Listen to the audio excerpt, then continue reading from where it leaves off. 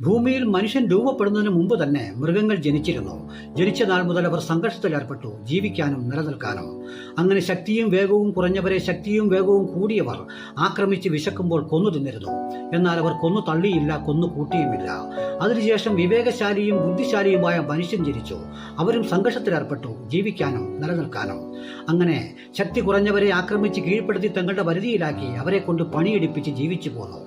ഇതിനിടയിൽ മനുഷ്യർ മതങ്ങളെ സൃഷ്ടിച്ചു. ഈ മതങ്ങളെ കൊണ്ട് കാട്ടുനീതി ലോകനീതിയാണെന്ന് അംഗീകരിപ്പിക്കാനും അതിൽ പരാജയപ്പെടുന്നവർക്ക് സ്വർഗമുണ്ടെന്ന് പഠിപ്പിക്കാനും ശ്രമിച്ചു. അതിലേക്ക് എത്തണമെങ്കിൽ ആത്മത്തെയും ബ്രഹ്മത്തെയും സമന്വയിപ്പിക്കണമെന്നാണ് അവർ പഠിപ്പിച്ചത്.